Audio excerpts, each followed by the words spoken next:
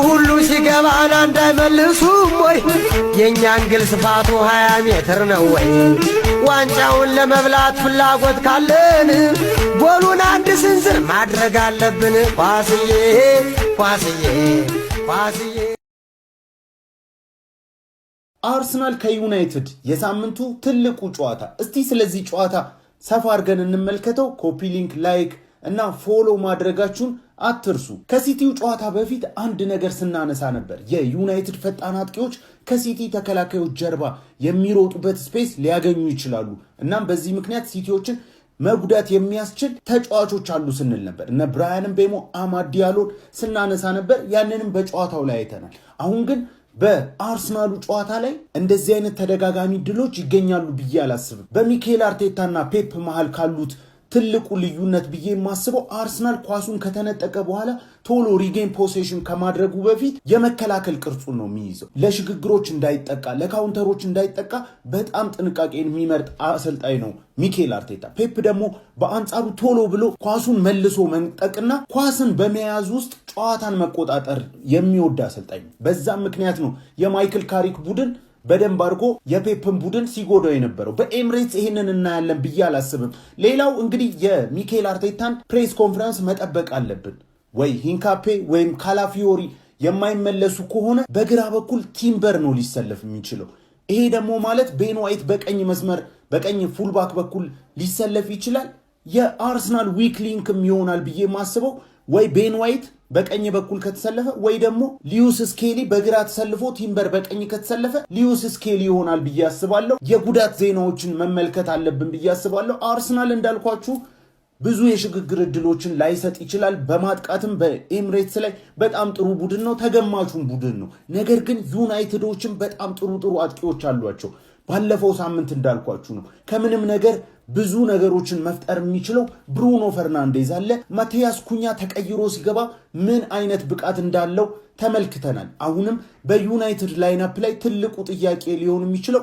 ያ ይመስለኛል ከባለፈው ሳምንት በላይናፑ ላይ ለውጥ ካለ ኩኛ በዶርጉ ይመስለኛል ይሄ ትልቁ ለማይክል ካሪክ ውሳኔ የሚጠይቅ ነገር ይመስለኛል የኩኛ ብቃት ድንቅ ነው ብራያን ምቤሞ አለ አማድ ዲያሎ የተቃራኒ ቡድን ደጋፊዎች እነ ኢያን ራይትን ጨምሮ በጣም የሚያስፈራኝ ተጫዋች ነው ብለው የሚገልጹት ተጫዋች ነው ስለዚህ የዩናይትድ ማጥቃት በጣም ድንቅ ነው ነገር ግን አርሰናሎችም ጥሩ ተከላካዮች አላቸው ዊሊያም ሳሊባና ጋብሪኤል የፕሪሚየር ሊጉ ምርጥ ተከላካይ ናቸው ማለት ይቻላል ጁሊያን ቲምበር አለ እንደ ራይስ አይነት ደግሞ ሜዳን የሚያካልል ቡድኑ ለካውንተር እንዳይጋለጥ ብዙ ልፋቶችን የሚለፋ ተጫዋች አለ በጣም አጓጊ ጨዋታ ይመስለኛል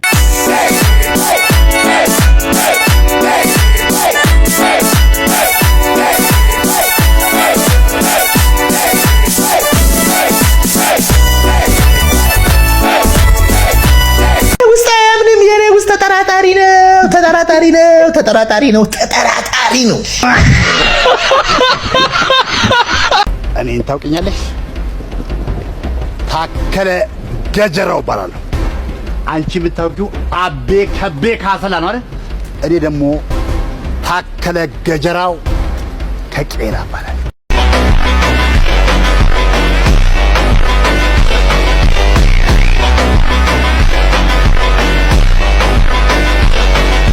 ሴቶቹ እኛ ግዴታችንን ተወጥተናል ወያለውን የሴቶቹን ወያላ ቡድን 1-0 በማሸነፍ ወደ ዋንጫ አልፏል እና እኛ ግዴታችንን ተወጥተናል ወንዶቹስ እናንተ ግዴታችሁን ትወጣላችሁ ወይ ብለዋቸዋል እና በሴቶቹ አርሰናል 1-0 በማሸነፍ ለዋንጫ አልፏል የማንቸስተር ዩናይትድ የሴቶቹ ቡድን ስለዚህ ወንዶቹ ነው የሚቀረን እሁድ ይመቻችሁ የአመቱ ምርጡ ፕሬስ ኮንፈረንስ ቢባል አይጋነንም ስለ ሪካርዶ ካላፊዮሪ ፒየሮ ሂንካፔ የሚገራረሙ አዲስ የጉዳት ዜናዎችን ሚኬል አርቴታ እሁድ ምሽት ከማንቸስተር ዩናይትድ ጋር ለምናደርገው ጨዋታ ፕሬስ ኮንፈረንሱን አድርጎ አጠናቋል እንደተለመደው ባጭሩ አደርሳችኋለሁ በደንብ ፎሎ ኮፒ ሊንክ ሪፖስት ይደረግ ሚኬል አርቴታ ከማንቸስተር ዩናይትድ እሁድ ምን ትጠብቃለህ ተብሎ ተጠይቆ ነበር ሚኬል አርቴታም በየትኛውም አይነት መንገድ ቢመጡ እኛ ወደ ፈለግንበት አቅጣጫና አጫወት መውሰድ ነው የምንፈልገው እኛ የበላይ ሆኖ የሚጫወተው ቡድን መሆን እንፈልጋለን በማለት ተናግሯል ሌላው ሁላችንም በጉጉት ስንጠብቀው የነበረው የሪካርዶ ካላፊዮሪና የሂንካ ሃፒ የጉዳት ዜና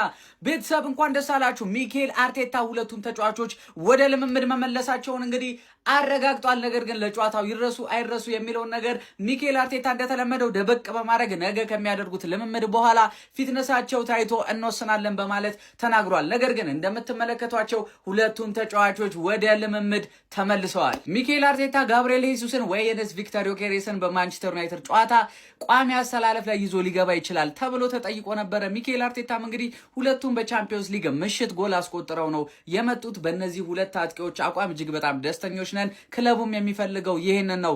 ነገር ግን ተቃራኒ ቡድን እንዴት ይጫወታል የሚለውን ነገር አጥነተን ነው ይሄንን ውሳኔ የምንወስነው። ስለዚህ ነገ ምሽት አሊያም ደግሞ የጨዋታው ዕለት በጠዋት እወስናለሁ ሲል እንግዲህ ሚኬል አርቴታ ተናግሯል። ሚኬል አርቴታ ፔፕ ጋርዲዮላ የዓለማችን ምርጡ ቡድን አርሰናል ነው ስለማለቱ ተጠይቆ ነበር።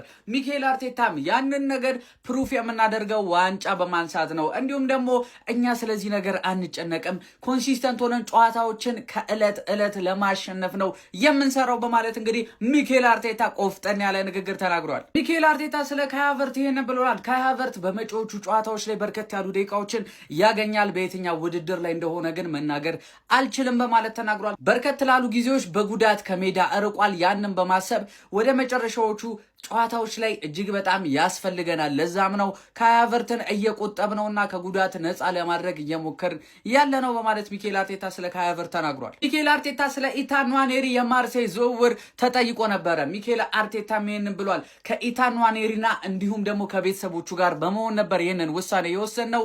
ለእያንዳንዱ ወጣት ተጫዋቾቻችን እጅግ በጣም ትኩረት ሰጥተን እየተመለከትናቸው ነው። እንደ ኢታን ንዋኔሪ ያሉ ባለተሰጠው ተጫዋቾች ደግሞ ደቂቃዎችን ይፈልጋሉ። ስለዚህ ጥሩ ቡድን ፈልገን ለኢታን ንዋኔሪ በርከት ያሉ ደቂቃዎችን ማግኘት ያለበትን ሲቹዌሽን እየፈለግን ነበር፣ ያንን አሳክተናል በማለት እንግዲህ ለኢታን ንዋኔሪም ክለባችን አርሰናል በይፋ እንግዲህ ጉድላክ በማለት አሁን ይፋ አድርጓል። ይሄ ነው የምጠቀለልበት። አዎ እሱ ነው። ግን ትችላለህ ተንኮሱ?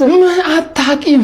ኧረ ተው ግን ካልቻልክ ሰው ጥራልኝ። ፊት ለፊቱ ማዶ እኔ ነኝ የገጠምኩት። ኧረ እባክህ እሺ በቃ እሱን ጠቅልልበት። የተላጠ ቦታ አለው እንትኑ ነው እዚህ ጋር ተላጠ። አዎ አዎ ረዘም ላድርገው። ወይ ጉድ!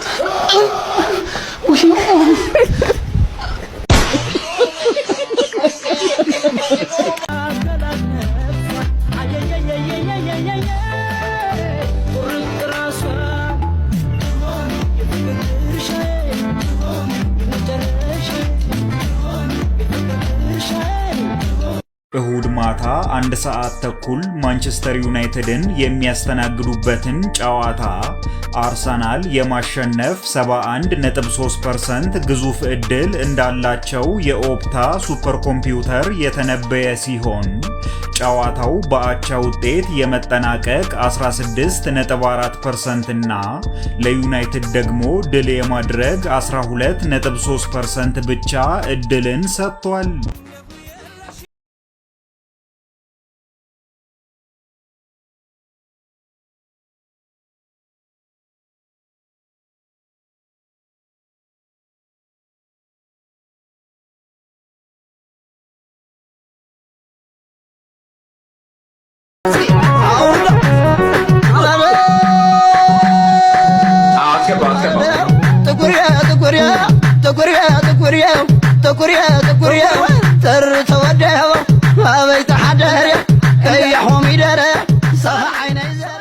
አርሰናል ማንቸስተር ዩናይትድን 3-0 ያሸንፋሉ በማለት ፖል መርሰን ግምቱን ያስቀመጠ ሲሆን ባለፈው ሳምንት ዩናይትድ ሲቲን ስላሸነፉ ብቻ የሰዎች አመለካከት መቀየሩ ገርሞኛል።